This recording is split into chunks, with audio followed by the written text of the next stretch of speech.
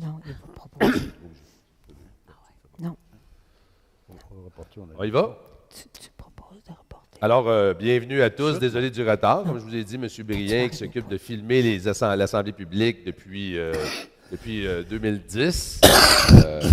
On pense que c'est important d'attendre puis que les gens puissent participer à l'exercice démocratique de pouvoir regarder les assemblées publiques. Alors, bienvenue à l'Assemblée régulière du 9 janvier 2017. Je profite de l'occasion pour vous souhaiter une joyeuse année à tous et à toutes. Vous avez bravé la température ce soir. On croyait être seul, mais on est content de voir que ça intéresse encore des gens, ce qui se passe à Saint-Hippolyte au niveau administratif. Alors, on va débuter immédiatement avec le 1.1, adoption de l'ordre du jour. Alors, Monsieur le maire, je propose d'adopter l'ordre du jour tel que présenté. Et je seconde. Merci. 1.2, adoption du procès-verbal de l'Assemblée régulière du 5 décembre et de l'Assemblée spéciale du 12 décembre 2016. Alors, je propose d'adopter les procès-verbaux de l'Assemblée régulière du 5 décembre et de l'Assemblée spéciale du 12 décembre 2016 tels que présentés. Et je seconde. Merci. Adoption des comptes du mois. Alors, Monsieur le maire, je propose d'accepter les paiements suivants du chèque numéro 21686 au chèque numéro 21846 pour un total de 518 580 et 40 du compte général et du prélèvement numéro 2883 au prélèvement 2915 pour un total de 17 864 et 31 également du compte général. Aucun chèque n'a été fait sur le compte bancaire 54-112-02 qui est le compte de fonds de parc et terrain de jeu. Alors, je seconde. Merci. 1.4, adhésion à Québec municipal. Considérant que la municipalité adhère au service Internet de Québec municipal, considérant que la municipalité souhaite renouveler cet abonnement, Alors, je propose de renouveler l'abonnement au service Internet de Québec municipal pour l'année 2017 au coût de 750 plus taxes et d'imputer la dépense au 02 110 00 494. Je seconde. Merci. 1.5, déclaration des intérêts pécuniaires des membres du Conseil. tel que prévu à la loi sur les élections et les référendums, je dépose la déclaration d'intérêt pécuniaire des membres du Conseil, à l'exception de celle de M. Bruno Allard, qui est absent ce soir. Merci. 1.6, adoption du budget de l'Office municipal d'habitation pour l'année 2017. Considérant l'adoption du budget 2017 de l'Office municipal d'habitation de Saint-Hippolyte, considérant l'obligation de la municipalité d'assumer 10 du déficit des opérations de l'OMH, Alors, Monsieur le maire, je propose d'adopter le budget 2017 de l'Office municipal d'habitation de Saint-Hippolyte, fixant les dépenses à 82 770 et le déficit à 41 414 Et le déficit, en fait, est la partie monétaire qui est pas, que les loyers qu'on récupère des locataires ne couvrent pas. Alors, la municipalité couvre 10 comme on vient de mentionner. Donc, la municipalité établit sa part à 4 141 pour l'année 2017. Et d'autoriser la directrice générale à émettre le chèque sur réception de l'acceptation du dit budget par la Société d'habitation du Québec, Direction de l'habitation sociale, et d'imputer la dépense au poste budgétaire 02 520 00963. Je seconde. Merci. 1.7, indexation des salaires des employés cadres et non syndiqués. considérant que la Convention collective prévoit que les salaires des employés syndiqués sont majorés de 2 par année pour les années 2017, 2018 et 2019, considérant que la municipalité tient à offrir la même indexation à ses employés cadres et non syndiqués, Alors, je propose d'accorder une indexation des salaires des employés cadres et des employés non syndiqués de 2 par année pour les années 2017, 2018 et 2019. Je seconde. Merci. 1.8, prime de garde pour les employés cadres des travaux publics. considérant que le directeur et ou le directeur adjoint des travaux publics assure un service de garde sur semaine et sur fin de semaine afin de répondre aux urgences en dehors des heures normales d'ouverture des bureaux, considérant qu'il y a lieu de déterminer un tarif pour ce service, Alors, je propose de fixer le tarif pour la garde de semaine à 20 par jour et à 50 par jour pour la garde de fin de semaine et par jour férié, et que ces taux soient indexés à chaque année à compter de 2018 en fonction des taux de l'indice des prix à la consommation selon Statistique Canada. Région de Montréal, établi pour l'année précédente jusqu'à un maximum de 2 Je seconde. Merci. 1.9, embauche d'une greffière. Considérant le processus d'embauche pour combler le poste de greffier, Alors, Monsieur le maire, je propose de procéder à l'embauche de Mme Marie-Ève Huneau au poste de greffière de la municipalité et que son entrée en fonction débute aujourd'hui, le 9 janvier 2017, et que son embauche soit sujette à une période de probation de 6 mois et que sa rémunération soit établie à 63 240 à l'embauche. Les autres conditions d'emploi étant prévues au contrat à intervenir entre Mme Huneau et la municipalité. Et finalement, d'autoriser le maire ou le maire suppléant et la directrice générale à signer pour et au nom de la municipalité le contrat de travail à intervenir entre les parties. Je seconde. Merci. 1.10, renouvellement du bail avec la fabrique de Saint-Hippolyte. considérant que la municipalité de Saint-Hippolyte a conclu un bail avec la fabrique de Saint-Hippolyte visant la location de l'Église pour ses assemblées de conseil, considérant que le bail est échu depuis le 31 décembre 2016, Alors, je propose de renouveler le bail avec la fabrique de Saint-Hippolyte pour la somme de 200 par mois pour la période du 1er janvier au 31 décembre 2017. Je seconde. Merci. Alors, service du greffe, 2.1, avis de motion, règlement 1140-17 relatif à la gestion des matières résiduelles. Alors, je, Gilles Beauregard, donne avis de motion qu'à une assemblée subséquente, je présenterai ou ferai présenter le règlement 1140-17 relatif à la gestion des matières résiduelles et je demande que dispense de lecture soit faite. Merci. On va passer au volet de travaux publics. Alors, 3.1, rapport mensuel du service des travaux publics.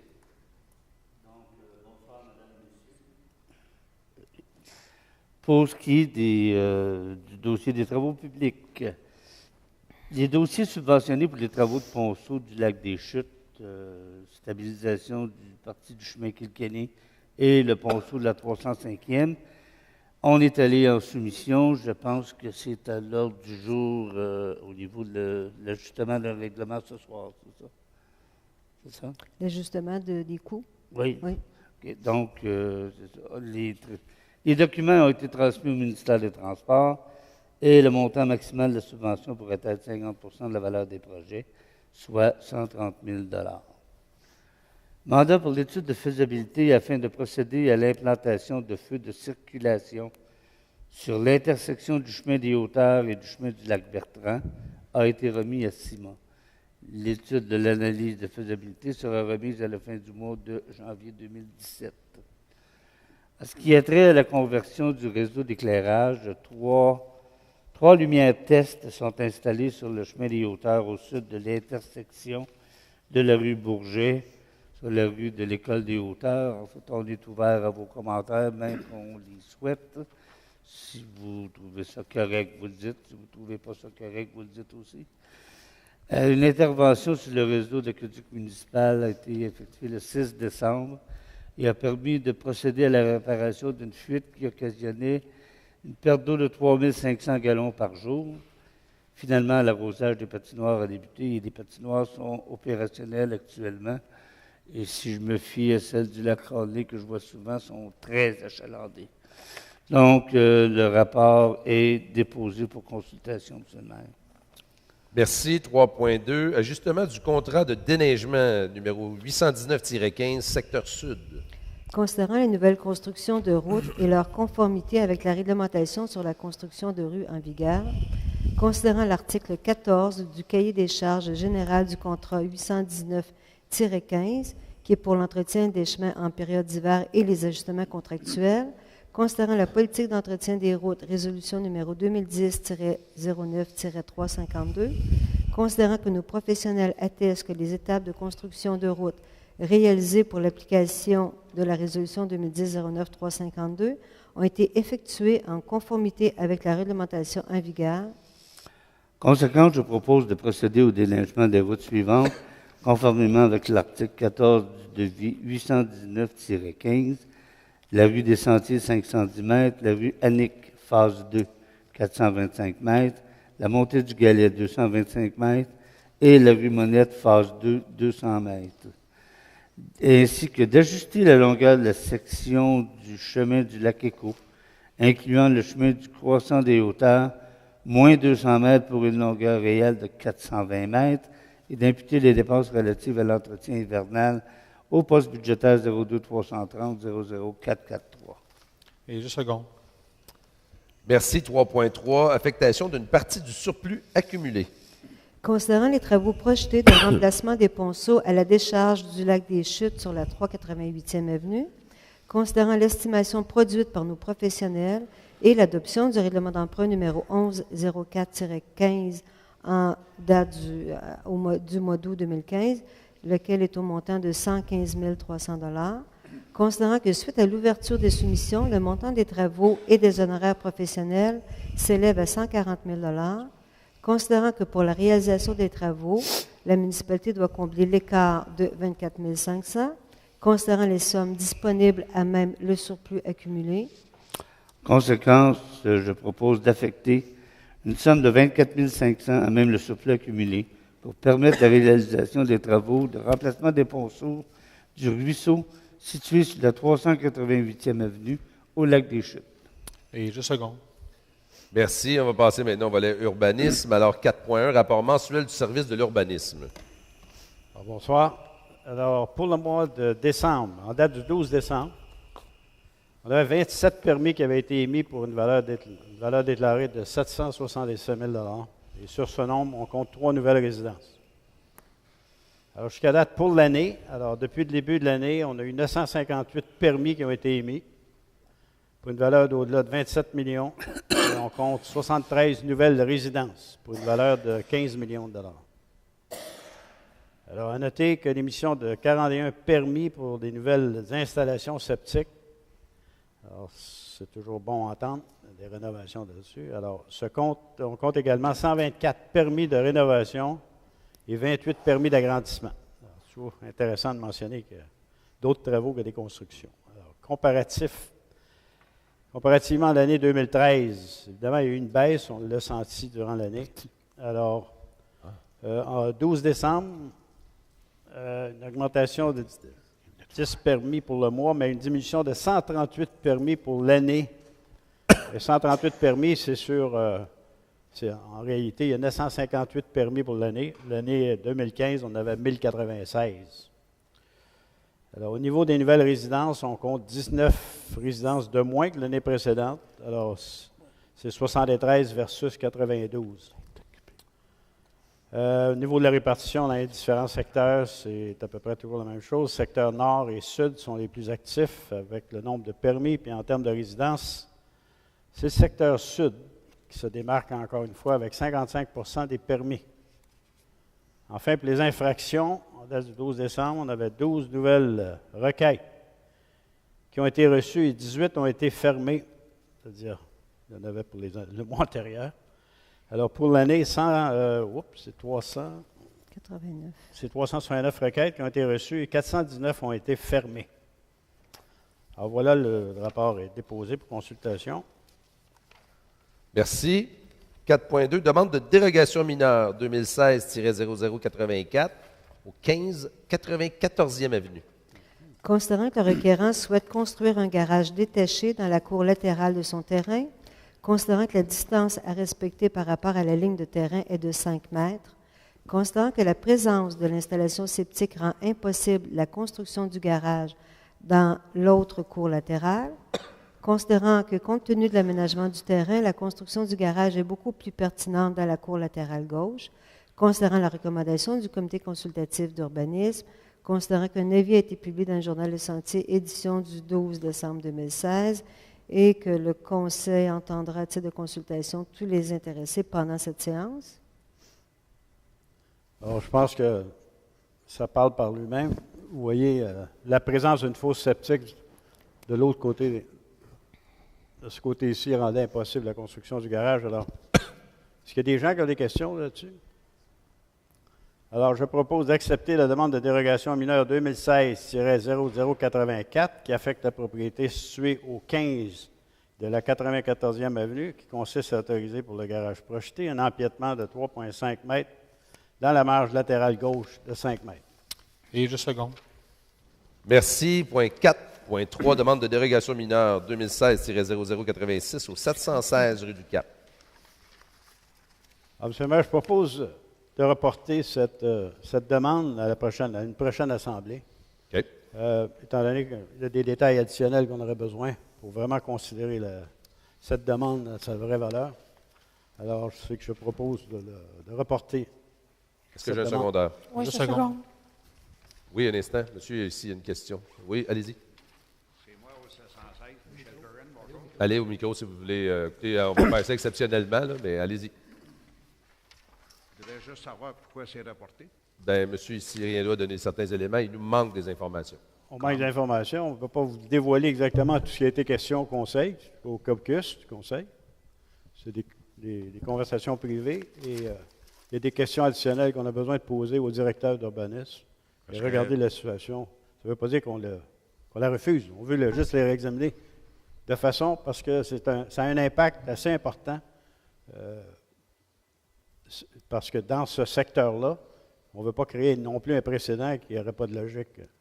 Et On puis, veut regarder la situation un peu il y a plus aussi- dans son ensemble. Il y a aussi la question d'équité. Hein. À certains moments, les conseils municipaux, il y a des choses, des moments où on refuse des situations, on en accepte. Moi, je pense qu'il manque certains éléments. OK. On a, nous, une recommandation favorable ou défavorable. Je ne sais pas si je devrais me lancer là, M. Riendo. Ben, c'est parce Du qu'encore comité là, consultatif en urbanisme. au comité d'urbanisme, il y a toujours des discussions, il y a du pour, il y a du contre. Alors, en principe, on ne dévoile pas la nature du conseil. Mais de toute façon, là, c'est pas parce Comité. qu'on la refuse, là, c'est parce qu'il manque d'éléments pour prendre la décision finale. Ouais. OK. Vous allez savoir qu'à cause du temps des fêtes, on n'a pas eu de caucus la semaine dernière, c'était les vacances. Donc, le conseil ne s'est pas rencontré. On s'est rencontrés ici. Alors, à la nature des questions qui étaient posées, on manquait d'informations. Je ne On veux s'est pas dit, commencer à discuter non, techniquement de effectivement. tous les détails. Mais de toute façon, là, c'est pas sans faire. Ça va être au mois de février. La prochaine assemblée publique, on va passer ça là, avec la décision qu'on aurait prise. Puis, ferez le suivi avec l'avoir M. des Gélina. Il va vous donner de l'information. Inquiétez-vous pas pour ça. Parce que j'ai jasé avec M. Gélina, il m'a dit au conseil c'était passé. Non, Non. il n'a pas dit ça. Non, Ça c'est ne ça peut qu'il m'a pas qu'il dit. ait dit ça parce qu'il n'y a pas eu de caucus. Je vous dis que la Non, semaine non. passée, on ne s'est pas rencontrés. On s'est rencontrés ce soir. Il m'a dit ça au téléphone, puis il dit pour avoir de la confirmation au conseil à soir. Ouais, je suis certainement, ici. je ne veux pas vous copier, deuxièmement- mais certainement, il référait plutôt au caucus du CCU, la rencontre du CCU. OK. Et techniquement, on n'est pas obligé de dévoiler, on n'est pas supposé de dévoiler le contenu ou la décision du CCU, parce que le CCU fait rapport au Conseil. Il y a Tout à un l'heure, pouvoir de recommandation. Tout à l'heure, vous avez dit que c'était une dérogation majeure. Moi, je veux juste changer des moustiquaires de 3/4 de pouce pour de la planche de 3/4 de pouce. OK. Juste pour répondre à votre question, ce que vous allez faire en ce moment transforme cette partie de votre construction en bâtiment, c'est-à-dire ça devient partie du bâtiment. Ça avait été accepté il y a 2 ans. Donc, et on peut se poser même la question, si vous aviez fait une demande d'une véranda, est-ce qu'elle aurait été acceptée? Point d'interrogation. OK? Parce De que toute façon, mon on cher ne veut pas, là, ça pourrait être très long, la discussion qu'on peut avoir. Ah non, je je ne veux veux pas- pas avoir de l'air négatif. c'est parce que- uniquement par honnêteté intellectuelle qu'on s'est dit, C'est qu'on voulait. Il manquait des éléments, certains éléments à nos questions. Puis on s'est dit tout simplement, on va la repousser, on va la reporter en février, début février, à la prochaine assemblée. Soyez présents. M. Gélina, évidemment, on aura une discussion avec M. Gélina. Il va faire partie prenante de cette discussion-là. OK. M. Riendo va rencontrer les membres du comité consultatif en urbanisme par la suite. Puis, écoutez, là, inquiétez-vous pas, là, on manque d'éléments. C'est tout aussi Non. simple que ça. Je Alors, m'inquiète on ne voulait pas Ben, je non plus comprends la que si M. rejeter. Gélina vous avait dit que ça avait passé, que là, c'est une surprise pour Il vous. m'a dit que ça avait été accepté 6 sur 7 personnes, quelque chose comme ça. Ça me surprend qu'elle ait été Ça, jusqu'à là. ouais. Le CCU. Disons Ça, qu'il y a c'est une le comité, mais c'est certaine, pas au conseil, ça, c'est le comité consultatif en urbanisme. OK. Ça, là, ce qui le compose, là, c'est des citoyens de Saint-Hippolyte là, qui décident de s'impliquer. Il y a une table où les gens ils étudient les dossiers, les demandes, mais eux, ils ont uniquement un pouvoir de recommandation. Alors, ils vont dire au conseil, nous le recommandons ou nous ne le recommandons pas. Ça demeure quand même que le conseil doit prendre la décision finale. Compte tenu du fait que le conseil a pris des décisions dans le passé, on veut juste être équitable avec tout le monde. On ne voudrait surtout pas qu'un cas où on aurait refusé, puis on n'aurait pas analysé de façon efficace et favorable à l'ensemble, en tout cas favoriser l'équité, bien là, je pourrais avoir du monde qui viendrait dans l'Assemblée la semaine prochaine, le mois prochain, en disant « Hey, moi, j'avais fait une demande, vous l'avez refusée, lui, vous l'avez acceptée. » Vous comprenez? On veut juste éviter de se mettre dans une situation où on pourrait ne pas être équitable pour tous. C'est tout. C'est OK. tout Puis au simple. conseil, je ne peux pas assister. Ben, le caucus, ben non, on ne peut pas assister. Mais vous allez venir à l'Assemblée publique du mois prochain. Non, Puis vous mais allez voir la décision. pour savoir si c'est accepté ou non. Mais si c'est non, j'aimerais savoir pourquoi. Ben, on va vous le dire le soir même de l'Assemblée. Parce que la décision, le Conseil parle uniquement par résolution. Alors, il faut comprendre qu'on doit passer la résolution. Par la suite, la décision est prise. Avant ça, elle n'a pas de valeur, notre décision qu'on a prise. OK. C'est bon. Merci. Merci. Alors, on va continuer. Merci, M. Riendo. Alors, on va passer au volet environnement. M. Bruno Allard n'est pas ici ce soir, étant pris au travail à Montréal. Hein, évidemment, on voit la température aussi qui n'est pas favorable. Là, alors, on a accepté ça. Peut-être qu'il ne soit pas présent. M. Beauregard va prendre la relève. Alors, le rapport du service pour le mois. Les tableaux, y a un tableau? Le tableau du... non? Non, d'abord. Bien, c'est assez simple quand même. La première partie du rapport parle des programmes de vidange des fosses septiques. Alors, l'année 2016, il y avait une cible de vidange de 2441 fosses installations septiques, qui est à peu près la moitié de nos installations. Alors, le nombre de propriétés totales qu'on a fait, c'est 2439. Donc, il y en a 2 qui n'ont pas été faits. Alors, nécessairement, lors de ces vidanges-là, il y a une partie que les gens qui ont habilité à voir des choses établissent qu'il y a des infractions. Alors, ils ont sorti 431 infractions et donc 414 ont été réglées, c'est des choses mineures. 17 autres sont en traitement. Alors, ça, c'est le programme de fosses septiques. Gestion des matières résiduelles. Nous avons, au niveau des couches lavables, il y a eu 2 subventions au courant du mois. Collecte de feuilles mortes, cette année, 146,73 tonnes de feuilles mortes récupérées. C'est ça. Collecte de matières résiduelles. La livraison des bacs noirs pour les vidanges débute cette semaine. Alors, au courant du mois, vous allez recevoir les bacs noirs. 3 équipes de la compagnie gestion USD vont vraiment gérer cette distribution-là sur le terrain. Ils vont même travailler les samedis afin de terminer la livraison avant le 1er février. Suivi des dossiers d'infraction. 12 dossiers ont été réglés depuis la dernière fois qu'on s'est parlé. Les dossiers qui sont en traitement, 83 sont en traitement. Alors, nécessairement, nos inspections et ceux qui ne se conforment pas au règlement, il y a des infractions et donc, il y a des choses qui se font, qui se règlent. Et principalement, c'est le contrôle de la végétation sur les bords de nos lacs et de nos rivières, des travaux dans la bande riveraine, des problèmes avec les quais, installations sanitaires. Alors, ceci complète le dossier et il est déposé pour consultation, M. le maire. Merci. On va passer au 5.2, alors programme de soutien technique en gestion de matières résiduelles. Considérant la mise en place de nouveaux services de collecte des matières organiques à compter du 1er mai 2017, considérant que la présence sur le terrain d'un agent de liaison favorise la sensibilisation et la participation des citoyens, considérant l'existence du programme de soutien technique en gestion des matières résiduelles qui offre un service d'accompagnement pour une saine gestion des matières résiduelles, considérant l'engagement de la municipalité de Saint-Hippolyte envers le CRE Laurentide à offrir le service de soutien technique pendant 16 semaines au cours de la période estivale 2017.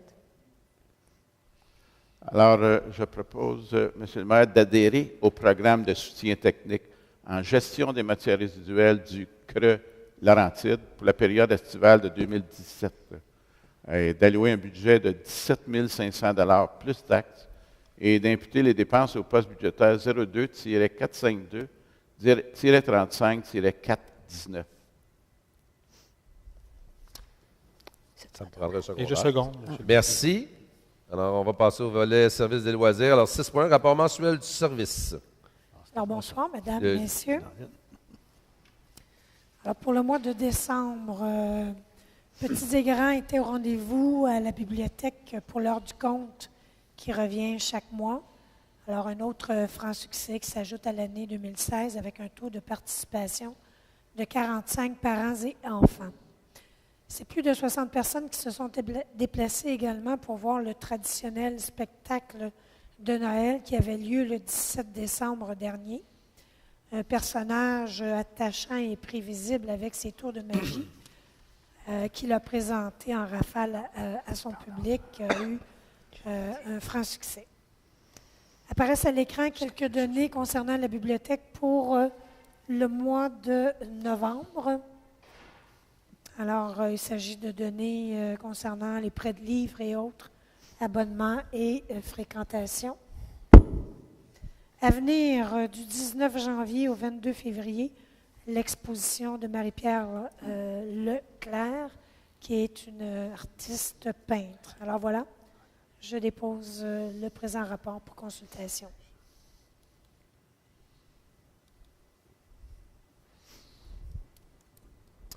Merci. Alors, on passe au 6.2, demande de permis d'alcool et d'alimentation pour la bibliothèque.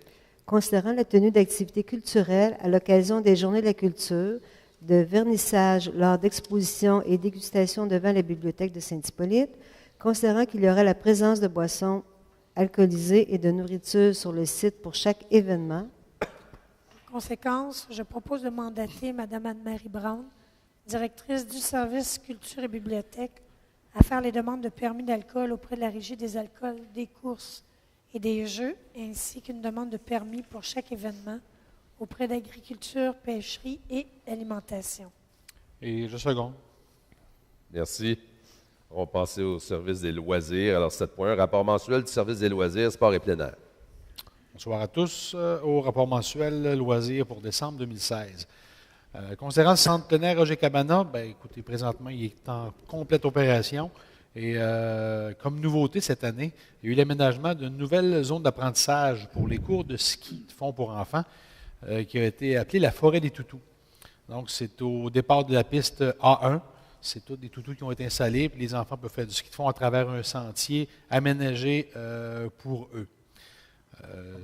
On continue à répertorier des points GPS de tous nos sentiers pour avoir éventuellement l'application Ondago sur le téléphone intelligent pour pouvoir se relocaliser dans toutes les portions du sentier du pavillon Roger Cabana. Ça devrait voir le jour cet hiver ou à la fin de l'hiver, quand toutes les données seront prises. Au niveau des infrastructures sportives, les températures clémentes nous ont permis de tout mettre notre parc loisirs en fonction. Donc, les patinoires sont en fonction, Lac-Conné depuis le 16 décembre, la patinoire Bourget depuis le 17 décembre, la patinoire du Lac-Tachigan depuis le 23, les sentiers de glace ont été ouverts le 23 comme prévu, sentier de raquettes le 17 décembre et le sentier de ski de fond sont effectifs depuis le 24. Les heures d'ouverture du centre plein air Roger Cabana, juste à titre de rappel, c'est ouvert tous les jours de 9h le matin à 16h, du 24 décembre au 8 janvier, et il a été fermé le 25 décembre. On a quelques rénovations qu'on a entreprises au pavillon Roger Cabana, le remplacement des tapis, du couvre-plancher et toutes les activités qui se déroulaient au pavillon Aimé Maillé ont été transférées au pavillon Roger Cabana durant la durée des travaux. Ce mois-ci, vous allez voir aussi une demande, un avis de motion afin de permettre le passage des VTT sur une portion du chemin de Lac-Morancy en alternative au passage qu'ils utilisaient présentement. Et aussi, une dernière technicalité afin de permettre à nos citoyens d'être reconnus comme membres du CAP RDN, soit le Centre d'activité physique Rivière-du-Nord. Comme activité en janvier, je vous dirais, les inscriptions pour les sessions d'hiver ont lieu du 10 au 19 janvier au pavillon des loisirs. Le 13 janvier, il y a un discours des jeunes au pavillon Roger Cabana. Le 14 janvier, c'est notre journée Actineige au parc Roger Cabana. Du 16 au 20 janvier, les inscriptions du soccer d'été vont commencer. Le 17 janvier, il y a une clinique de vaccination. Le 21, une soirée du groupe social Amico à l'école. Le 23 janvier, début des cours de la session d'hiver. Le 25 janvier, c'est l'Assemblée générale annuelle du Club de l'Âge d'Or au pavillon Aimé Maillé. Et je vous rappelle que le 28 janvier, c'est notre sortie nocturne en raquette au pavillon Roger Cabana. C'est tout, M. le maire. Je dépose le rapport pour consultation. Merci. Alors, 7.2, entente avec le Centre d'activité physique Rivière-du-Nord, dans le CAP RDN. Considérant que la municipalité désire optimiser et diversifier son offre loisirs en concluant une entente de partenariat avec le CAP RDN, considérant que la municipalité tient à encourager l'activité physique et un mode de vie actif auprès de ses citoyens, En conséquence, je propose de verser au Centre d'activité physique Rivière-du-Nord la somme de 29 993 $ pour l'année 2017 en guise de participation financière permettant aux citoyens de Saint-Hippolyte de bénéficier du tarif membre pour toutes les activités des CAP RDN. Je seconde. Merci. 7.3, désignation d'un représentant au sein du conseil d'administration des centres d'activité de Rivière-du-Nord, donc le CAP RDN. considérant que la municipalité de Saint-Hippolyte désire être représentée au sein du conseil d'administration de CAP RDN, considérant que selon l'entente avec le CAP RDN, un représentant non élu de notre municipalité doit siéger au sein de ce conseil d'administration.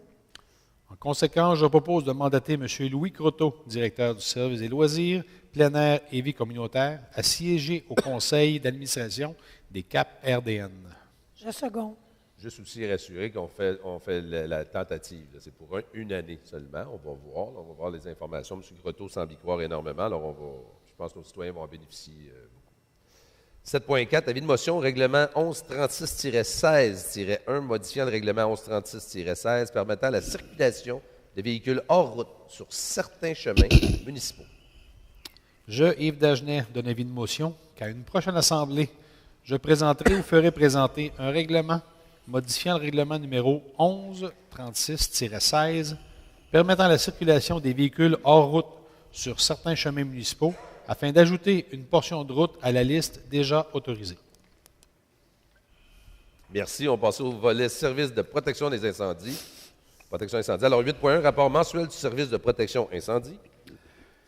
Donc, pour le service incendie, pour la période visée qui est du 22 novembre au 18 décembre 2016, il y a eu 6 interventions du service incendie, dont aucune pour un incendie. Il s'agit d'alarmes, d'odeurs de fumée, assistance pour des incarcérations, donc un mois relativement tranquille au niveau incendie à Saint-Hippolyte.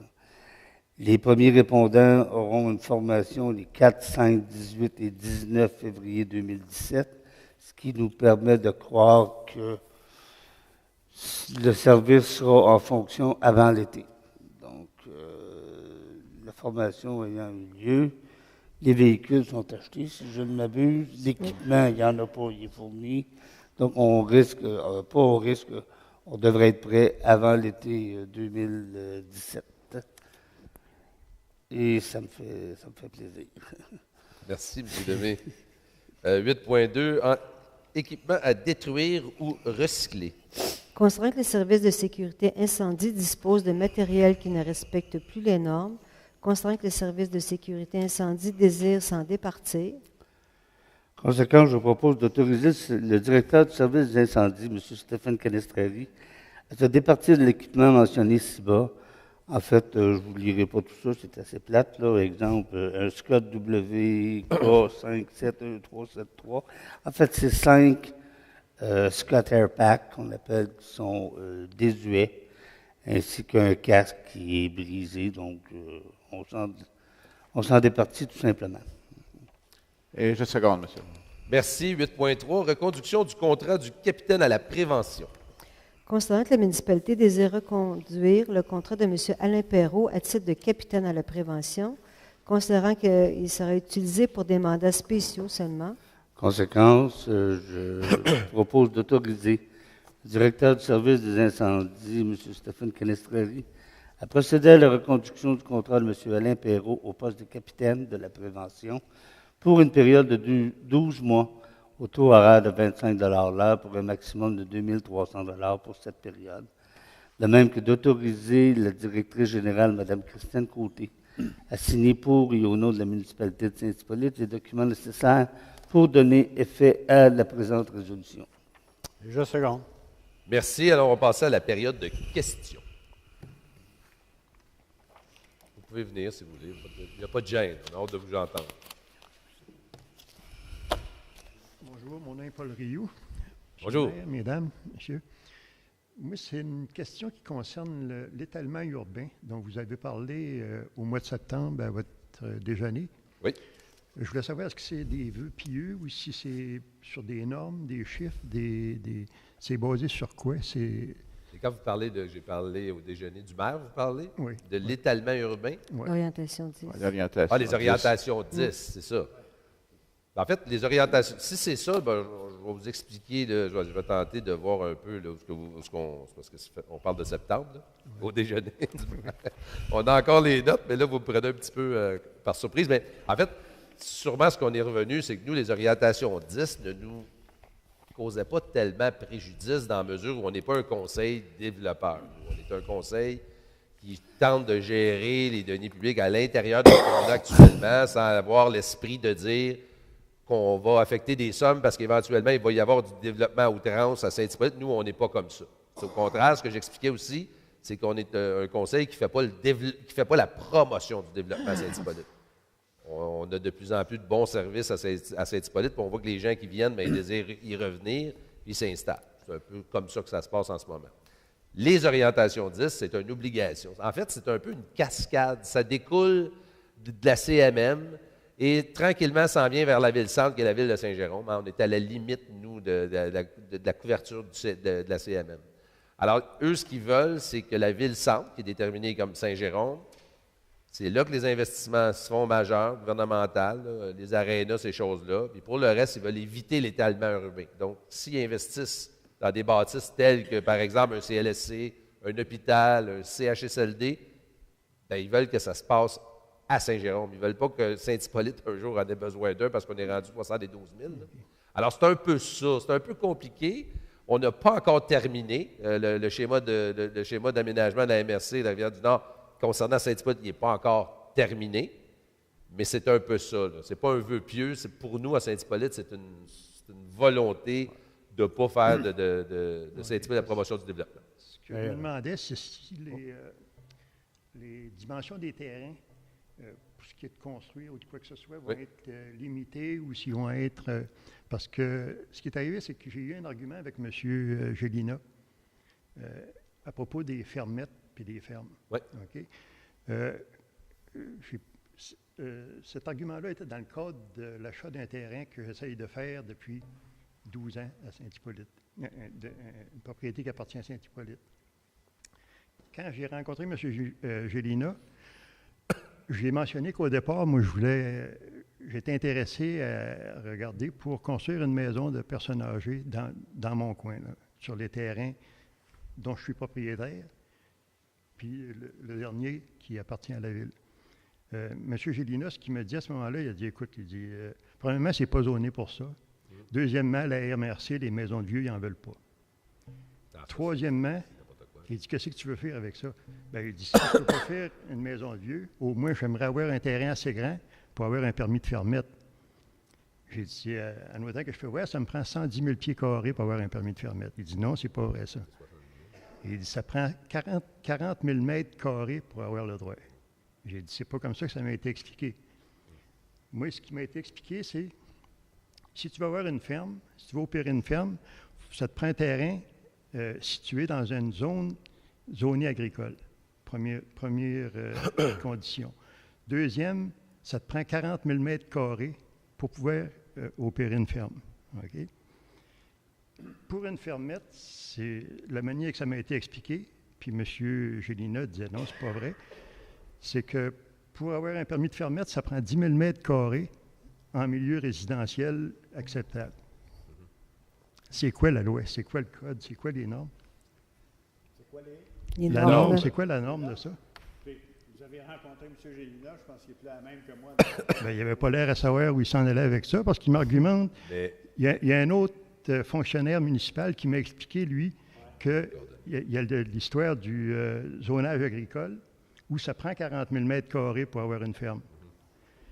On n'a pas de zonage agricole dans la municipalité de Saint-Hippolyte. Okay. En fait, il en reste un, c'est sur le chemin du lac. Zonage conservation. Mais moi, ce que je vous propose de faire, là, M.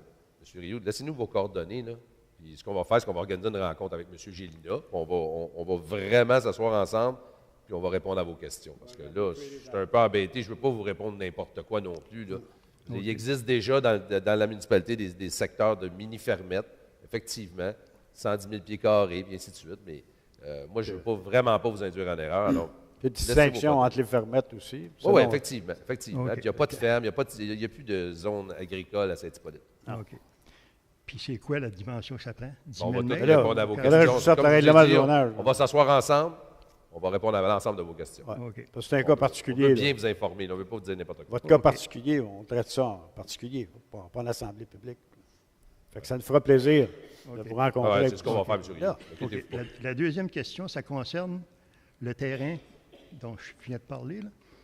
Ça fait peut-être 12 ans que j'essaye d'acquérir ce terrain-là. Puis j'ai posé la question à M. Gélinas. J'ai dit, est-ce qu'il y a quelqu'un à la municipalité qui a fortement suggéré ou demandé que la municipalité ne me vende pas ce terrain-là? Est-ce qu'il est à vendre, ce terrain-là, mon cher monsieur?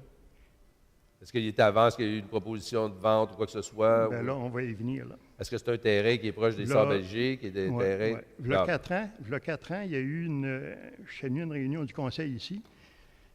Puis vous m'aviez dit, à ce moment-là, j'ai trouvé que c'était logique, que vous ne pouviez pas me vendre le terrain en question directement comme ça, sans le proposer aux voisins autour du... Ben, autour du- c'est habituellement, c'est ce qui se Ce fait. que j'ai appris le printemps passé, c'est que M. Gélinas avait téléphoné à l'autre voisin de ce terrain-là pour y proposer le terrain.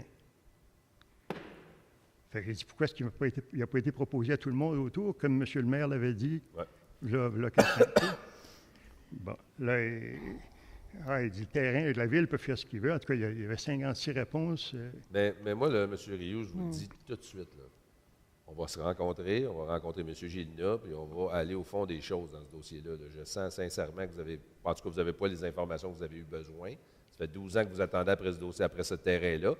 Moi, ce que je vous propose de faire, c'est qu'on va se rencontrer, on parlera de l'ensemble des éléments des dossiers, parce que là, vous me dites que M. Gélinas vous a dit ça, puis ainsi de suite. Moi, je ne supposerais pas que M. Gélinas, je le connais, c'est un homme très compétent, puis je vous connais un peu aussi, puis je sais que vous l'êtes tout autant. Alors, moi, je pense qu'on c'est bien mieux qu'on se rencontre ensemble avec la direction générale, M. Riendo, M. Gélinas et vous-même, puis après ça, on ira au fond des choses, puis on répondra à l'ensemble de vos questions. Parfait. Merci. Merci. Bonsoir. Messieurs, Bonsoir. bonsoir. Mon sujet concerne les bandes riveraines. Oui. Tout d'abord, je voudrais vous remercier la municipalité par rapport à tout l'effort qui est fait depuis plusieurs années. On sent que les bandes riveraines à Saint-Hippolyte, ils sont beaucoup améliorés. Moi, je suis ici depuis 2011, puis j'ai vu beaucoup d'efforts, puis je vois que les bandes riveraines, il y a vraiment, je pourrais lancer 90 %, c'est quand même bien. Ouais. Patrick Aymon. Moi, je suis résident de Saint-Hippolyte depuis 2011. Je suis directeur à l'APLA, au lac Achigan. Puis, je vous fais un petit peu un CV de mon expérience. Je suis technicien horticulteur depuis 30 ans. J'ai travaillé à fabriquer des bandes riveraines depuis 1990. Donc, ça fait au-delà de 26 ans que je fabrique des bandes riveraines. J'ai travaillé sur Chersey, j'étais à Prévost, Saint-Sauveur. Je me suis promené, j'étais dans la région de Salaberry-de-Valleyfield. J'ai fait des bandes riveraines à Boucherville. Puis pour moi, il y a deux types de bandes riveraines. Il y a les bandes riveraines d'érosion, quand on parle du bord du Saint-Laurent, puis il y a les bandes riveraines comme ici à Saint-Hippolyte, qui c'est des lacs, où c'est pas question d'érosion, c'est plus une question d'eau de ruissellement qui arrive des montagnes. Donc une problématique d'eau qui arrive d'ailleurs. Puis j'ai eu un mandat depuis septembre dernier de faire l'inventaire des végétaux du lac L'Achigan. J'ai fait un inventaire, un herbier, je suis en train de monter tout ça, je suis en train de documenter tout ce dossier-là. Et puis j'ai constaté que dans le lac Achigan, il y avait une augmentation de plantes dans le littoral. On parle dans les 3-4 premiers mètres dans l'eau, à partir de la bande des hautes eaux, aller vers le centre du lac. Puis des nouvelles plantes qui n'étaient pas là il y a 6 ans. Puis avec les évaluations des transparences de l'eau, on constate qu'il y a un vieillissement. Puis tous les lacs au Québec sont un peu habités, il y a un vieillissement, puis c'est prématuré, puis ça fait partie de nos conséquences de ce qu'on fait. Puis là où j'ai un problème, c'est qu'il a rebondi cet été plusieurs histoires. Des gens, il y avait une piscine qui est en train de se faire enterrer autour du lac, là, ça a fait un scandale. Les courriels, ça se passe, puis là, les gens, ils voient des choses qui, à mes yeux, à moi, avec mon expérience, qui sont banales, qui ne sont pas importantes. Mais il se passe des choses qui sont beaucoup plus importantes que ça, que les gens ne voient pas. Puis c'est ça qui m'inquiète. Les gens, ils voient les gros travaux, les gens qui arrivent une machine excavatrice, puis c'est là que les gens, ils sursautent. Puis moi, en faisant le tour de l'inventaire des végétaux, j'ai constaté qu'il y a beaucoup de bandes riveraines qui sont tons jusque dans l'eau. Énormément de bandes riveraines que les herbes sont complètement... La tondeuse, elle va jusque dans l'eau. Il serait supposé avoir un passage de 5 mètres, oui. Mais ce n'est pas respecté. C'est toute la largeur de la bande littorale qui est complètement à nu. Puis des résidences assez importantes. Donc, je me suis posé la question, pourquoi ces choses-là arrivent puis qu'il n'y a personne qui s'arrête à ça? Avec d'autres municipalités que j'ai travaillé, comme Saint-Sauveur ou Prévost, il y a des polices qui passent sur le lac. Nous, on a des polices sur le lac Achigan qui vérifient la vitesse sur l'eau, puis pas que les gens se blessent. Mais il n'y a personne qui va passer puis qui dit « Ah, délinquance. » Puis je crois que ça n'appartient pas aux résidents puis aux associations comme l'APLA de faire la police. Ce n'est pas notre rôle. Notre rôle, nous, c'est de proposer des choses pour améliorer nos bandes riveraines, améliorer nos lacs. Pourquoi la municipalité n'a pas quelqu'un qui serait mandaté pour faire cette vérification-là, de faire le tour, de prendre le temps d'observer ça, puis le règlement, moi je vous dis, j'enseigne à l'École des métiers d'horticulture de Montréal depuis 8 ans. J'enseigne les bandes riveraines, les toits verts, les jardins écologiques. Puis c'est quelque chose qui est simple à apprendre. La base, elle est tellement simple. Quelqu'un qui veut une job d'été puis qui veut faire le tour, il pourrait apprendre en 1 heure la réglementation puis être capable de déceler un problème. Écoutez, je pense, d'abord, je salue le travail que vous faites à l'APLA. Je vous connais, puis je sais que vous faites un bon travail. Vous êtes même aussi sur le comité consultatif en environnement. Ouais.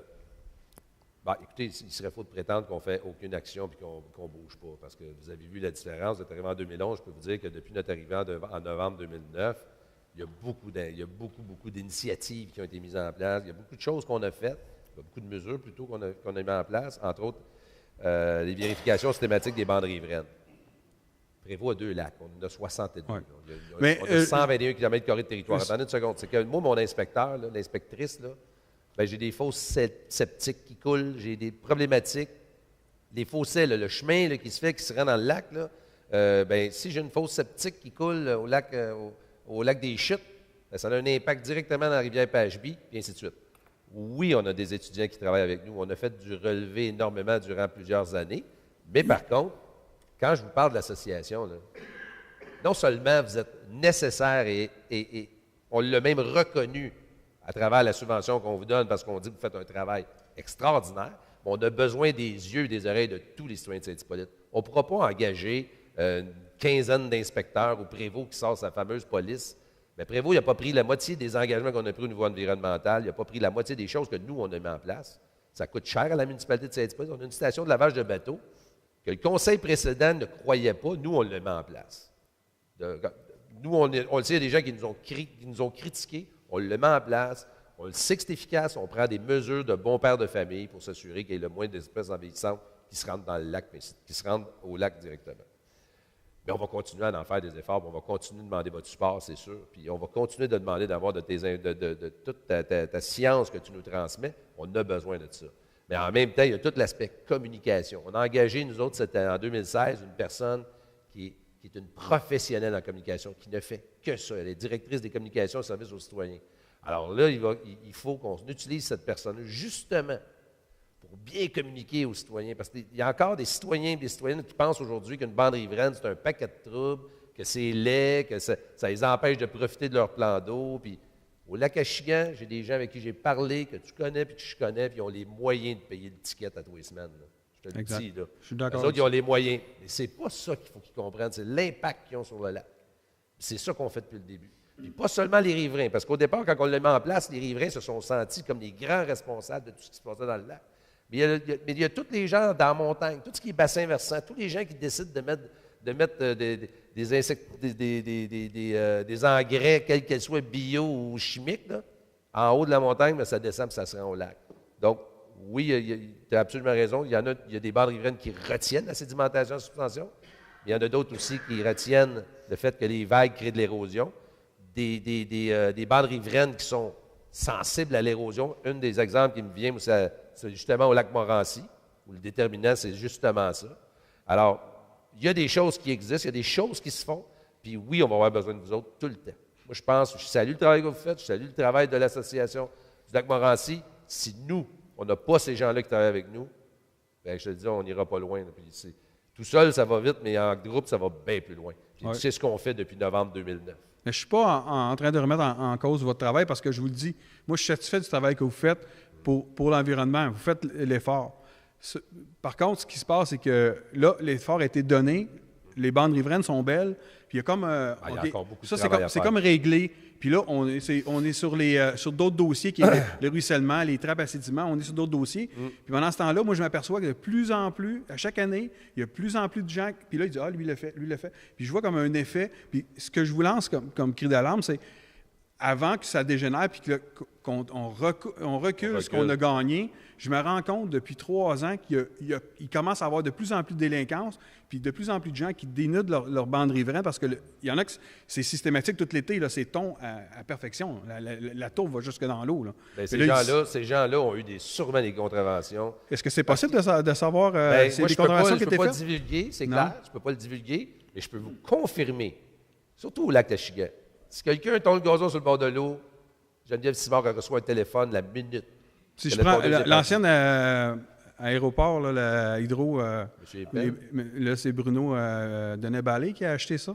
Ben, c'est du gazon mur à mur jusque dans l'eau sur 100 mètres. Là. Ils tombent le gazon jusque dans l'eau. Ah, c'est impeccable. Tu peux débarquer là, sur la plage. Ben, Puis écoutez, c'est à pas tous les seul. mois, vous allez vous rendre compte qu'on passe des résolutions où on mandate nos avocats pour affronter justement ces gens-là. On ne peut pas aller mettre des piquets, puis on ne peut pas se mettre à faire une chaîne humaine pour les empêcher de le faire. Ce qu'on peut faire, par contre, c'est qu'on prend des actions. Puis, écoutez, vous êtes sur le comité consultatif en environnement. Je pense que la personne qui peut vous répondre à cette question-là, c'est Geneviève. Je vais vous dire, vous connaissez Geneviève. Ouais. Je vais vous dire honnêtement, il y a des fois que c'est pas facile. Là. C'est moi qui reçois les téléphones après. Là. Mais par contre, on est rigoureux. On met des mesures en place. Là, on est même en train de calculer, répertorier les nappes phréatiques, l'impact du développement sur la nappe phréatique de certains secteurs. On est en train de répertorier ça, justement. Alors, je suis extrêmement sensible à ce que vous dites. On va en reparler, évidemment, mais moi, je vais continuer à penser qu'on fait une bonne job. Puis si vous continuez à travailler avec nous autres sur le comité consultatif en environnement, bien, vous allez pouvoir sonner les cloches un peu à la gang aussi. Là. Moi, j'ai eu vent qu'il manquait de mandat un peu au comité consultatif en environnement. Ben, j'ai délaissé un peu à cause de ça. Ben, moi, je vais vous dire je manque un peu de support. Je vais vous dire que ça fait 3 fois que je ne revient, vais pas, là, parce que le comité consultatif en environnement, j'ai l'impression que je suis juste là pour un comité de bridge, puis je viens jaser. J'ai l'impression que ça n'amène absolument à rien, ça. Je vais vous dire honnêtement, on repart l'été, on repart le printemps s'en vient, les bacs bruns se mettent en place. Il y a beaucoup de choses qui ont été faites depuis novembre 2009. Je peux vous le dire, beaucoup de choses. On a senti un essoufflement à un moment donné. Là. Il y a des dossiers qui ont terminé. On a eu beaucoup d'énergie à mettre sur les quais, hein, les surfaces de quais, rencontrer, consulter les gens, puis ainsi de suite. On a un conseiller qui était responsable de l'environnement qui a démissionné. Là, on en a un nouveau, qui est Bruno, du lac Achigan, qui veut apprendre le dossier, puis ainsi de suite. Donc, c'est pas évident. Oui, je comprends. Pas facile, mais le chemin continue. Là. On continue à avancer, on continue à mettre en place des mesures. Je dis, ma crainte, c'est de ne pas perdre des acquis, parce que c'est ce que je sens. Il y a des acquis qui se perdent. Il y a des choses, il y a des gens qui... On partage ça. Je peux ajouter, en 2001, moi j'étais là en 2001, j'ai créé le service de l'environnement d'ailleurs. J'étais sur une table de concertation des Laurentides avec le ministère de l'Environnement, avec le Conseil régional de l'environnement. On a établi, dans ce temps-là, après tout ce qu'on a constaté d'études en Estrie et ailleurs, ce que vous avez dit tantôt, là, ce qui était l'état de fait des bandes riveraines nécessairement. Alors là, il y avait 2 écoles de pensée, hein, puis la mienne, je ne la dirai pas, mais il y a 2 écoles de pensée. La coercition, où ça a été adopté dans d'autres endroits, est-ce que ça fonctionne plus ou mieux? Ou la sensibilisation. Et la sensibilisation, moi j'en ai fait dans les écoles, etc. Là. On a dit que ça prendrait 2 générations, là, ça s'en vient un peu, on est rendu là. Je suis d'accord avec vous qu'il reste beaucoup à faire, parce que l'objectif ultime, ce serait que si vous êtes qu'une personne qui est sur le lac ne voit pas les propriétés. Et là, ce qu'on a suggéré, par exemple, puis moi, je n'ai jamais été d'accord avec ça, parce que c'était pour moi une farce que le docteur Carignan avait dit, laissez pousser le gazon, puis ça va faire. C'était une farce, c'est pas ça qu'il faut faire. Là. Il faut vraiment naturaliser la berge, il faut planter des plantes, des arbres, etc. Il faut que tout le monde le fasse. Ouais. Mais par la coercition, c'est pas facile. On n'a pas adopté cette façon de faire-là. On a fait des avancements énormes, on a fait beaucoup d'efforts avec les associations, l'APLA et beaucoup d'autres, et beaucoup de regroupements d'associations, on a avancé. Mais je suis d'accord avec vous dans un sens qu'on n'a pas été...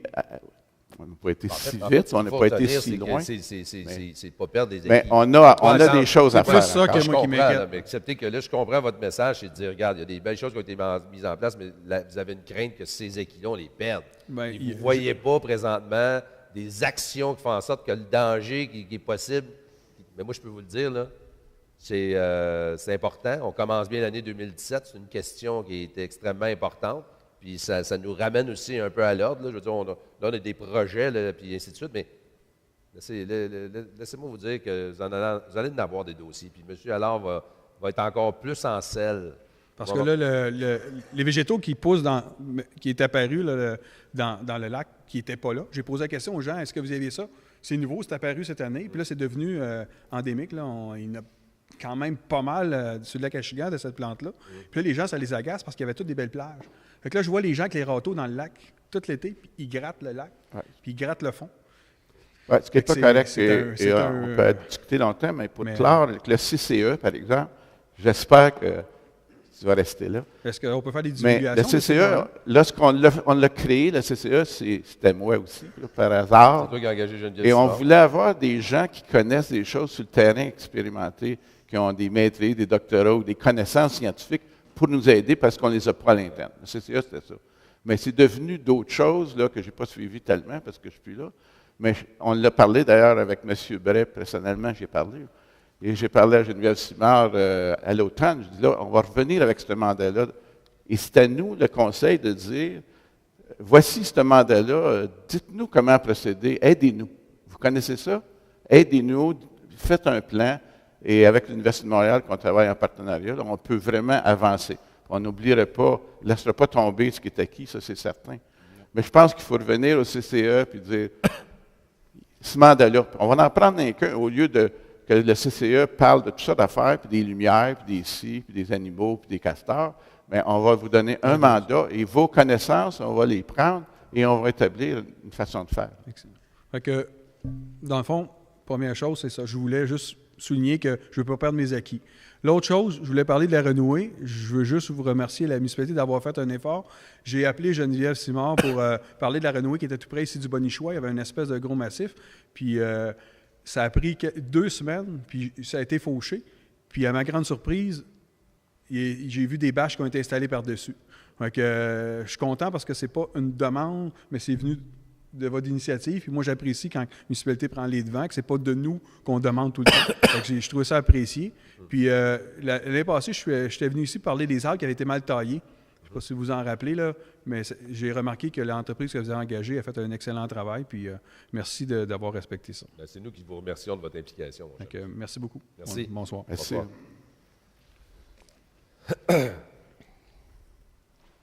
Oui, faites attention. Ça commence très mal l'année. Bonne année tout le monde. Moi, c'est la Bonne première année, fois mon que... cher. Bon. Mon nom, c'est Richard Ladouceur. Je suis au Lac-en-Cœur. Oui. Dans le temps des fêtes, ça fait 32 ans que je vais au Lac-en-Cœur. OK. Puis je connais bien du monde au Lac-en-Cœur. Bien du monde. Je connais 3 quarts du monde. Là, vos affaires les bacs là, qui s'en viennent, là, la grande aventure, là, Le bac brun, là. les bacs bruns, toute la patate. Oui. Est-ce que vous êtes au courant qu'il y a bien du monde? Au Lac-en-Cœur, je dirais, il y a peut-être, là, je dis ça comme ça, 60 du monde qui ne sont pas là la semaine, sont là les fins de semaine. C'est pas tous des résidents qui sont là. Fait que le monde qui ont des bacs de recyclage, là, il y a bien du monde qui amène le recyclage à Montréal. OK. Parce qu'ils ne veulent pas laisser les bacs en hiver sur le bord du chemin. C'est du respect pour ses voisins. C'est parfait. OK. Mais là, les bacs... Moi, j'ai parlé avec bien du monde. Il dit, moi, d'amener mon recyclage en ville, ça passe. Mais d'amener mes vidanges en ville, la misère avec ça. Est-ce qu'il y a du putricible? Est-ce qu'il y a des bacs bruns en ville où ils habitent? Non, mais ce que je veux dire, c'est que le monde, parce qu'ils ne veulent pas laisser leur bac de recyclage à cause des bancs de neige, ils amènent le recyclage en ville. Mais de commencer à charrier nos vidanges en ville, c'est ordinaire. OK. Moi, je vais vous parler parce qu'il y a eu beaucoup de consultations. On a rencontré les gens. Il y avait des gens, évidemment, il y en avait même qui ne croyaient pas du tout à ça. Moi, je veux juste vous dire que Prévost, la première cueillette de vidange, ils ont ramassé 40 tonnes. Donc, c'est quand même pas rien. Deuxièmement, on a pris une décision qui doit toucher l'ensemble de la municipalité. On ne peut pas décider de tasser parce que, vous savez, Saint-Hippolyte, moi, je suis rentré en 97 conseil municipal. Okay. 5 000 citoyens ici, 70 c'était des villégiateurs. Les assemblées publiques étaient le lundi. Aujourd'hui, on est rendu tout près de 9 500. Les assemblées sont le lundi, puis on est à 80 de permanence. De personnes qui vivent ici, que ce n'est pas seulement des fins de semaine, puis c'est des chalets. Là. Okay. Les gens viennent vivre ici. Alors, évidemment, quand vient le temps de prendre une décision, on la prend pour l'ensemble de la population. Okay. On a retenu une année. Si vous vous rappelez peut-être de l'année passée, on est la seule ville qui avait décidé de ne pas y aller. Nos bacs étaient prêts à être achetés, l'argent était là, était disponible. Moi, ce que j'avais dit, puis le conseil, on avait dit, c'est qu'on a un territoire particulier. Ouais. Il y en a qui ont des entrées de 400 pieds, il y en a qui sont des villégiateurs, et ainsi de suite. Donc, on a pris l'année pour consulter des gens. On a rencontré y a-t-il un rapport de la consultation? Ben, absolument. Mme Simard a de ça, c'est sûr et certain. Mais ça a-tu paru en quelque part, ça, le rapport de ça? Bien, le rapport, oui. Vous avez consulté du monde? Sûrement. Bien, écoutez, c'est des appels qui ont été faits. Il y a eu des rencontres ici. Mais laissez-moi vous dire une chose. Okay. La majeure partie des gens sont favorables à ça. Là. Ah, OK. C'est... Non, mais je vous le dis. Là. Oui, je vous dis, je fais partie de ceux qui sont peut-être moins favorables, puis je ne suis pas tout seul. Là. Non, mais moi, là, je vais aller avec vous, là, mais je vais donner des arguments moi, pour devenir favorable. On va donner des trucs aux gens. Pas les convaincre que c'est la meilleure des choses à faire. C'est l'impact. OK, mais quand je vous parle là, du bac, là, les bancs de neige, là, ça, c'est un problème. Y a quelqu'un qui a pensé à quelque chose pour ça? Mais il faut savoir aussi une chose, c'est que le gouvernement va légiférer 2020, zéro enfouissement. C'est ça. Quand on a, nous, décidé d'aller avec le petit bac bleu, si vous vous rappelez, c'était pas drôle, puis le monde n'était pas content. Après ça, on est arrivé, on était élu à l'Amérique. J'ai été élu à l'Amérique, mon organisation. On a acheté des 360 litres. On a reçu 3/4 million de dollars en redevances de la part du gouvernement et du ministère de l'Environnement. Okay. Ils nous ont félicités dans l'atteinte de nos objectifs. Après ça, le bac brun, c'est la même chose. Quand on va arriver en 2020, si on n'a pas pris des mesures significatives, si on n'a pas fait ce qu'on devait faire, pour 20 de la population, ça va nous coûter une fortune. Là, on va se dire, moi là, on va aller les voir, ces gens-là. On va les accompagner. C'est la décision qu'on a prise en janvier 2016, l'année dernière, quand on a dit, on va vous consulter. Ces gens-là, vous dites que c'est des villégiateurs, ils ont reçu le journal Le Sentier. Pareil comme l'ensemble des citoyens de Saint-Hippolyte. Ils ont reçu des communications. Ils ont même une association super proactive. Je ne sais pas si vous êtes membre, mais nous, on va toutes les années. Alors, d'abord, on doit se voir à l'Assemblée générale annuelle. Oui. Et ces gens-là... Je n'étais pas là l'année passée. Non, mais ces gens-là reçoivent cette information-là. Là, il faut qu'ils se déplacent. Là, il faut qu'ils viennent nous voir. Mais moi, ce que je vous invite à faire, là, c'est... Peut-être qu'on pourrait organiser une rencontre éventuellement avec ces gens-là. La question que je vous pose, là, y a-t-il une réponse? Là? Qu'est-ce qu'on fait avec les bacs noirs du monde que les fins de semaine, ils en retournent, puis en plus, ça va être aux 2 semaines? Ça, monsieur, là, je suis d'accord avec vous, c'est de la logistique. C'est de la logistique. C'est de la logistique. Ça veut dire que c'est votre responsabilité. Écoutez, nous, on fournit de l'équipement là, aux gens, là, on dit, je pense que là on atteint nos objectifs, la pression du gouvernement au niveau du putricide, on le met en place. Mais là, est-ce que, en faisant en sorte de mettre en place des choses comme ça, on ne se déresponsabilise pas. Au contraire, on l'apprend, notre responsabilité. Il y a une partie qui appartient. Le bac bleu, là, quand on le met en place, les villégiateurs vivaient la même affaire. Mais là, vous me dites, nous, ce qu'on a fait, c'est qu'on les amène chez nous. Bien, il y a bien du monde quand même. Là, le bac brun, peut-être qu'il va y avoir moins... Peut-être qu'il va y avoir du putricide, mais peut-être d'en parler à votre association et de leur demander, est-ce qu'il y en a des permanents dans le secteur? On est 4 villégiateurs, il y a 3 permanents. Est-ce que ça vous tente que nous autres, mon bac brun, je m'organise avec toi avant de partir? Il y a toujours des solutions. Ah, OK. Vous parlez d'une solution comme ça. Et là, il y a le bac noir qui s'en vient. Le bac noir est rendu après-midi. Savez-vous, le bac noir, ce qu'il va remplacer? Il va remplacer la fameuse boîte à vidange qu'on reçoit 25 000 plaintes par année, que le gars ou la madame est défaite, est cassée, les ratons laveurs ont détruit les sacs, et ainsi de suite. Bon, je ne suis pas d'accord avec ce que vous dites. Non, mais écoutez, moi, je le vis, là. Ça fait 20 ans... Vous viendrez sur notre avenue, là, encore, là, tout le monde a des boîtes à vidange qui avaient bien de l'allure, puis il y avait rien de cassé là. Ça ne me surprend pas ce que vous me dites, là. Faites attention à vos choses, je me dis, ça me coûte 4 000 $ de taxes par année, là. Écoutez, monsieur... je me dis, c'est un peu pour ça que je suis ici à soir. Il y a bien du monde, puis je ne suis pas tout seul, que ça ne fait pas l'affaire du monde. Puis il y a bien du monde qui reste à Montréal, puis à Montréal, à demander au monde à Montréal, là, ceux qui font les bacs bruns, là, les commentaires que j'ai eus, c'est pas trop. Les bacs bruns, évidemment. Mais je peux vous dire qu'on avait les mêmes commentaires pour le bac bleu. En 2007-2008, on a eu les mêmes commentaires. En 2010, quand on a décidé de mettre les gros bacs, parce qu'on a dit on va économiser de l'argent, parce que le recyclage va passer aux 2 semaines, au lieu de passer à tous les semaines avec une petite boîte grosse de même. On s'est fait chicaner. Il y a des gens, aujourd'hui, à essayer de leur enlever leur bac bleu. Je vous le dis, là, je vous lance le défi de dire le bac bleu. C'est pourquoi la raison que vous n'avez pas attendu jusqu'en 2020? Y a-t-il une raison à ça? Tu ne mets pas en place des mesures et changer des comportements l'année où le gouvernement décide de le mettre en place. Monsieur, je vous dis, là, je vous le dis, parce que le coût que ça coûtait... 80% des citoyens le veulent. Je vous le dis. Oui. Moi, là, vous savez quoi, là? Moi, là, je vais demander à votre association, là, de réunir ces gens-là. On va faire une soirée d'information avec Mme Simard, M. Beauregard, qui est le conseiller responsable dans votre secteur, là. Et moi, je veux les entendre, leurs doléances. Puis savez-vous quoi? On va en trouver des solutions ensemble, tout le monde. Puis on va faire du bien à la planète. On va arrêter d'enfouir, parce que quand on continue d'enfouir, c'est 21 $ de la tonne. OK. Comprenez, là?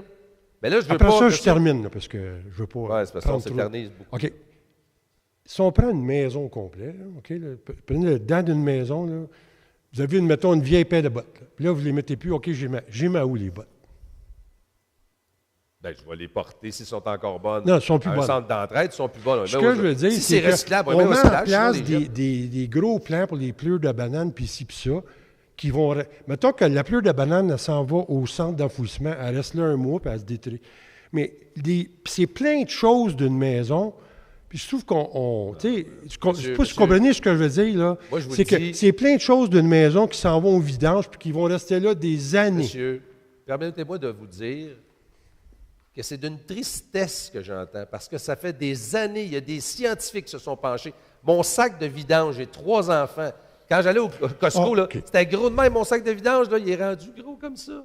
Pourquoi? Parce que je suis sensibilisé au recyclage, je suis sensibilisé, mon carton, il n'est plus enfoui. Là, les matériaux secs, le bois ne le sera plus non plus. Là. On n'arrête pas le progrès, puis on arrête de polluer la planète. Moi, si on parle de vieilles bottes de bottes, puis on parle de pleurs de bananes, je m'excuse, c'est bien plus large que ça. Je ne suis pas pour la pollution, c'est pas ça que je dis. Là. Non, je ne crois pas ça. Mais moi, je pense que vous manquez d'informations. Je peux vous dire, on peut vous en donner de l'information. Si vous en faites, en tout cas, au Lac-en-Cœur, là, je vous le promets. J'espère que vous allez en faire une genre de réunion, parce qu'il y a bien du monde que les payeurs de taxes, ils se disent, moi, là, je fais quoi avec mes vidanges en hiver? C'est surtout ça le point majeur. Non, il y en a plusieurs qui nous l'ont sorti aussi. Le recyclage, de ramener ça dans l'auto, c'est pas payé, tu mets ça dans un sac. Mais comment ça, chauffer nos vidanges? Je dis, coudonc, nous autres, ce qui est important, nous autres, c'est les chemins et les vidanges. Le reste, c'est sûr que, bon, il y a toutes les affaires d'entour, mais les 2 choses les plus importantes, là, selon bien du monde, là, si les chemins ont de l'allure, puis on s'occupe des vidanges, Caroline. Bien, ça, c'est la première fois que j'entends ça. Là. Mais au Lac-à-Lousse, je prends moi, citoyen, là, la moitié des gens qui sont réligiateurs, puis aucun problème du tout. Je ne comprends pas le problème. OK. Mais on est sensible à ce que vous dites, mais moi, je vous invite à aller rencontrer votre association, puis de leur demander qu'on s'organise une rencontre avec les villégiateurs qui sont contre. Puis je ne dis pas qu'il y a des villégiateurs qui sont contre, mais les il y a 30 beaucoup personnes de que vous allez choses. rencontrer, puis les gens, bon, moi, ce que je vous dis, c'est que le bac brun, il est voulu, il est nécessaire, puis pour les taxes, en 2 ans, on vient de faire sauver aux citoyens de Saint-Hippolyte 405 000 $. On vient de baisser les taxes de 2 sous encore. On l'a baissé d'une taxe. OK. Alors là, parce que vous 135 000 $ de moins de prix dans vos poches et 405 000 depuis 2 ans. Moi, là, je vous le dis, là, on prend des faisant décisions. la récupération, on vous dit qu'on sauve... Non. Nous, on a pris la décision de baisser le budget. Tantôt, vous parliez de taxes, là, on payer cher de taxes. Là, mais 3/4 million en ristourne pour le recyclage. Ça, c'est pas banal. Pour une municipalité comme la nôtre, 3/4 million, c'est de l'argent en tabarouette. Ça nous permet de bâtir des choses sans augmenter le niveau de la dette. Alors, les vidanges, les putricibles, là, comme vous dites, là, ben, ça va devenir un réflexe naturel et normal avec le temps. Et il n'y aura plus rien qui va s'enfouir. Je vous le dis, c'est ça l'objectif. OK. Merci. Merci. Monsieur Bois. Oui, je ne veux pas m'éterniser. Je veux juste dire, pour compléter ce que M. Dulac-Chican disait, je veux juste dire que chaque lac a chacun sa spécificité. Ouais. Puis je comprends qu'au lac Achigan, ils veulent vérifier les bandes riveraines, puis ainsi de suite. Mais nous autres, en tant qu'association, on ne peut pas faire ça. Parce que si on attaque quelqu'un, lui va nous dire, ben, regarde l'auberge du lac Morancy, il y a 3 spots dans la bande riveraine, il refait sa plage de 150 pieds tous les ans. Fait que c'est de valeur, mais je me dis que tant que les règlements ne sont pas pareils au gouvernement puis aux municipalités, pour nous autres, je trouve ça de valeur, mais c'est comme ça. C'est juste un commentaire que je voulais donner. Merci, M. Bois. Parfait. M. Sylvain. Pardon? Non, mais il y a Mme Chauvin qui a une question. On avait votre consentement pour fermer l'Assemblée, M. Sylvain, vous êtes gentil. Ça va, on se connaît. Bonsoir, c'est un autre sujet. Oui. C'est la bibliothèque que je fréquente beaucoup, qui est formidable. Mais c'est pour quand l'ouverture, le dimanche? Je sais que ça a été demandé. Je leur demande aussi. Tu sais, le dimanche, là, entre 10h et 3h, comme le samedi. Ouais.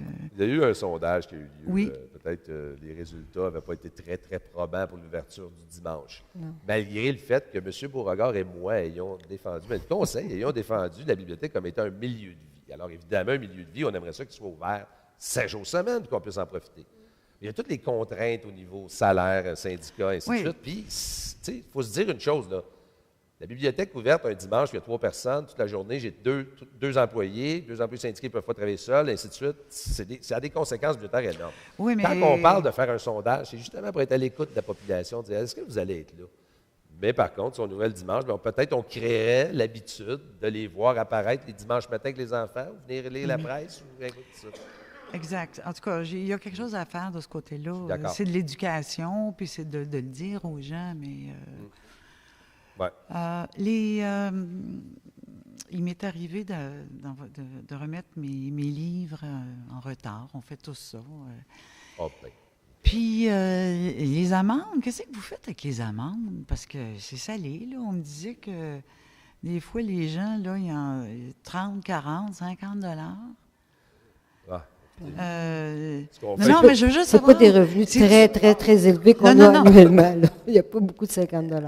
Non, mais en tout cas... Mais c'est peut-être... On s'entend... Non, mais qu'est-ce qu'on... Non, je veux juste savoir avec tout ça, parce qu'il semble... Il n'y en a pas beaucoup d'argent, Mme Chauvin. Vous rachetez des livres, j'imagine. Oui, ça fait partie du budget. C'est sûr qu'elle s'en va dans le budget de la bibliothèque puis ils s'en servent. Ça, j'ai aucun doute. Par contre, une amende demeure une amende. Je veux dire, c'est comme moi, si on me disait qu'au niveau de l'environnement, nos amendes sont trop salées. Je veux dire, je suis désolé, là, mais...